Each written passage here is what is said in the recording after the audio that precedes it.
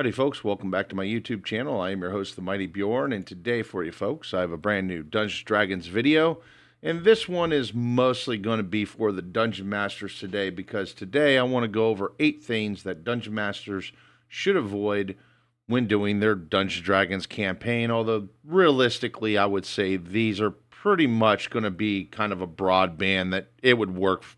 It's just good advice all the way around for any Dungeon Masters, Game Masters, etc. But before we get into the meat and potatoes, folks, I want to, do a bit of a plug for my YouTube channel. I've been doing Dungeons & Dragons content as well as Warhammer 40k Wrath and Glory content, Tiny Gunslingers, so on and so forth. So I've been covering various tabletop role-playing games. And what I really need from you as a growing YouTuber is basically likes, comments, subscriptions, etc. Also, shares really helps me out as a YouTuber. And for anyone who would like to provide additional support for my YouTube channel, I do have a Patreon page. I tend to try and plug some updates and things of that nature, kind of give people a little bit of a preview of what's going to be coming up on my YouTube channel. So definitely check out my Patreon page. The link is in the video description down below. But anyway, let's get into today's video. And the first thing I recommend avoiding as a Dungeon Master is restricting things. And this is kind of a double-edged sword because there is good reasons to restrict things, and then there's just bad reasons to restrict things. What I would point out for good reasons to restrict things is a great example. Recently, I've put together a Tiny Gunslingers campaign that is set in 1890. Now, with that being said, Tiny Gunslingers, because of supplements and other things of that nature, is staged between the equipment, the firearms, if you will, runs anywhere from 1840 all the way up to 1900, which would pretty much many consider as the end of the Wild West. So it wouldn't make sense to have a shotgun from 1897 in a game set to 1890. So that's obviously a good reason to restrict things. Another good reason I feel to restrict things is if you're doing, say, a Warhammer 40k Wrath and Glory campaign and you want it focused, you want to do your campaign focused around Space Marines. Well, then obviously it wouldn't be a good idea having your players play orcs now, would it? So obviously having a good reason to restrict things is a good thing. Maybe you're doing a low fantasy setting and there's a big arm-long list of spells that you want to restrict because they don't make sense for how your setting is built. Okay, that seems legitimate. What I'm talking about is restricting things because I don't like it. That, I feel, is actually a bad way to go about restricting things.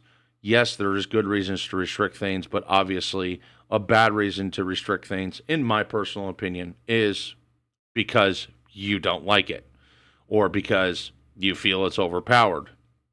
Now, don't get me wrong.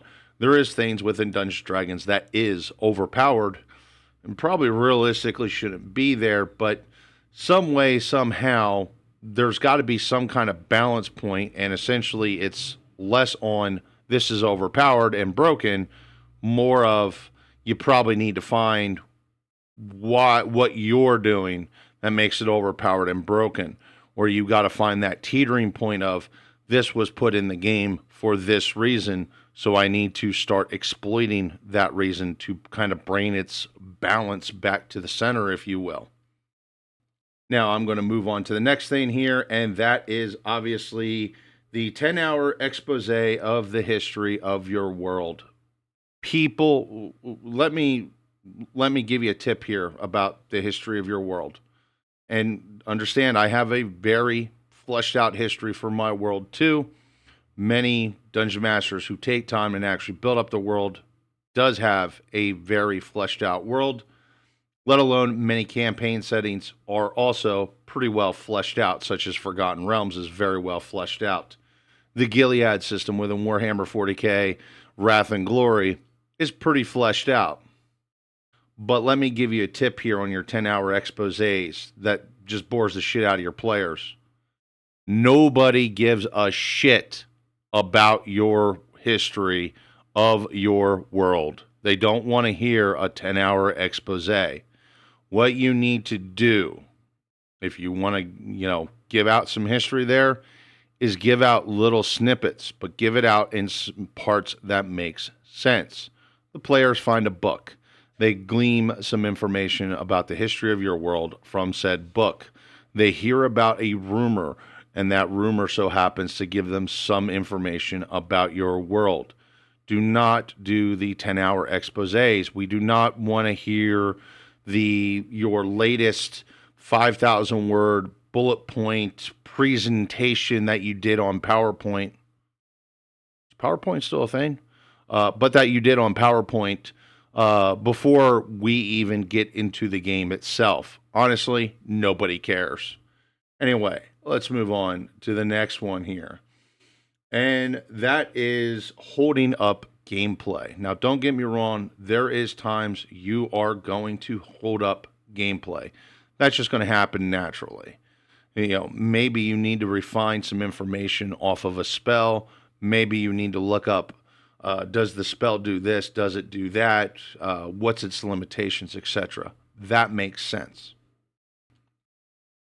Looking up what kind of abilities and special rules a creature has that you're about ready to deploy is probably a good thing to hold up gameplay for, just to make sure that you don't do anything really screwy. What I'm talking about here is holding up gameplay for an hour, and don't get me wrong, I've had moments where I'm bad with this too, although an hour is over-exaggerated, but never mind about that. But holding up your gameplay for an hour to look up a rule, and then to look up any counter rules and etc. If it gets to the point, like I say, take a few minutes to look up a rule if you need to look up, and if you cannot find an answer for that rule, the best thing to do is take a note. That way you look it up later and just come up with a ruling on the fly. That is literally the best thing you can do. So I would say if you need to look up a ruling for a rule, 2, maybe 3 minutes at most, 5 minutes if it's something extremely complex. More than that, you're wasting your time, you're wasting your player's time. Make up a ruling, move on. Anyway, let's move to the next one here. And that is the I'm always right card. I know, and here's the thing about it. When I got into Dungeons & Dragons, rule number 1 was the Dungeon Master is always right. Rule number 2 was, if you have a problem with rule number 1, go back to rule number 1. Okay, let me be perfectly clear and honest here. Those rules, while they're fun and kind of go, haha, I made a funny, those rules are bullshit. You're not always right. You're only human. You're going to make mistakes. If your player brings up a good point about something, hear them out and maybe make a decision based on what they have to say. Or maybe they will point out a rule in the book that you're ruling wrong, maybe because of a misinterpretation. Maybe you didn't know about the rule. Take a moment, think about it, and then maybe actually sit there and decide, nope, you know what, this time I was wrong. I'm glad you pointed that out. Let's move on with the gameplay. Besides the let's moving on with the gameplay, let's move on with the video.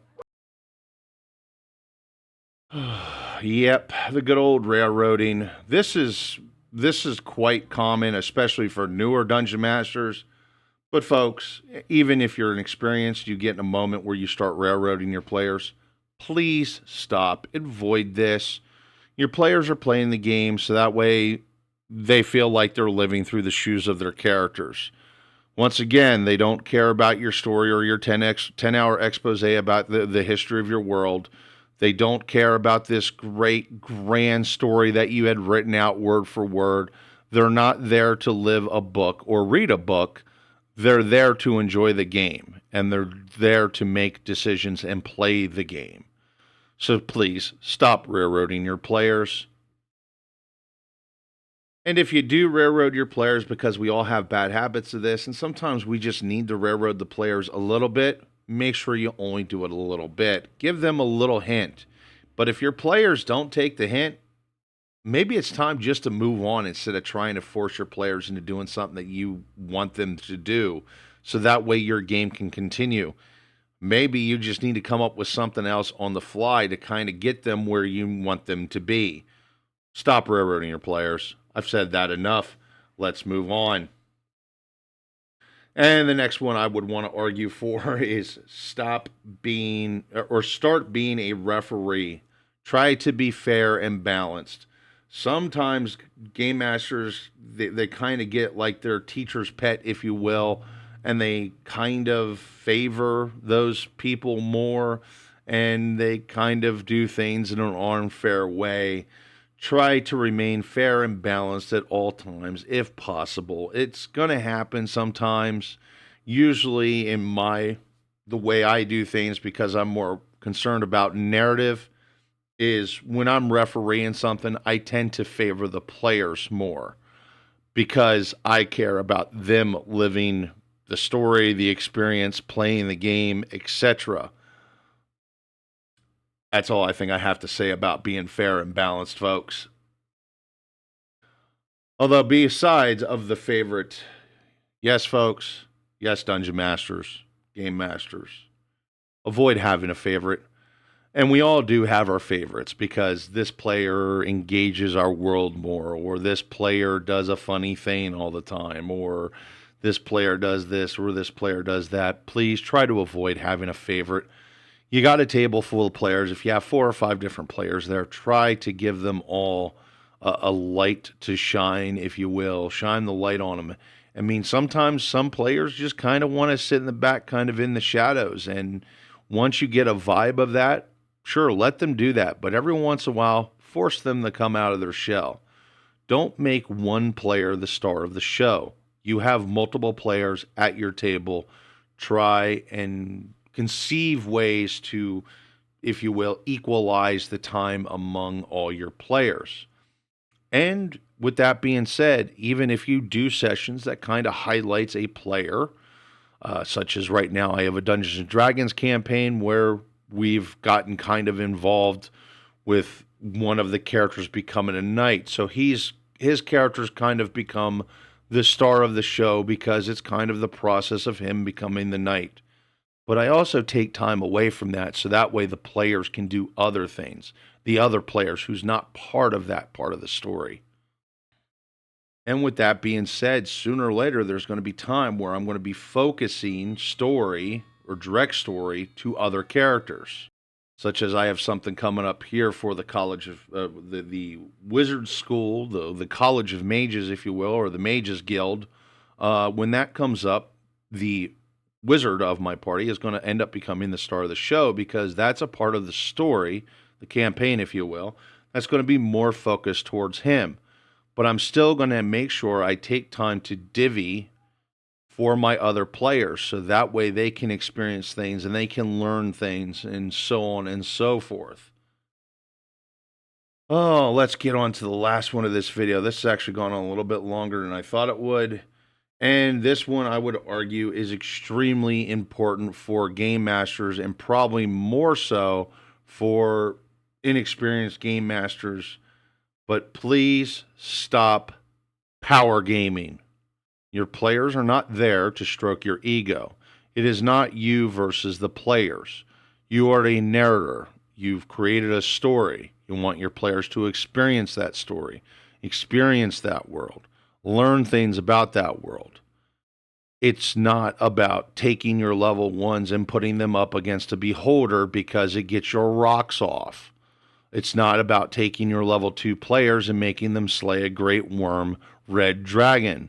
Avoid that kind of stuff and stop up in the ante. It's when your players encounter a group of goblins and they slaughter those goblins, you should feel good about that too, just as well as your players does, because that means the campaign can proceed. It does not mean take an opportunity to find a creature that they can't defeat so that way you kill your players off. It's pretty ridiculous how many times I hear about people wiping out their whole group, which, yeah, it's happened to me a few times, but not that often for how many years I've been a game master. So it just doesn't make sense to me why that happens supposedly so often. But anyway, I'm going to move on with this subject, and I want to kind of give a conclusion, if you will. And pretty much I'm asking you, the viewers, do you agree with this list? Do you disagree with this list? Is there anything that you think I missed? Because honestly, we all have to learn from one another. My list is based on the experiences that I've experienced as either a game master or a player. And most of these I've decided from the standpoint of being a player myself and actually have personally experienced, and kind of just makes me want to walk away from that gaming group. So that's why I put this list together. But I do want to hear your thoughts, folks. Anyway, hopefully you all enjoyed this video about 8 things to avoid as a dungeon master. I appreciate you tuning in. Hopefully you all had a fun time watching this video. Thank you very much. And yeah, have yourself a wonderful day.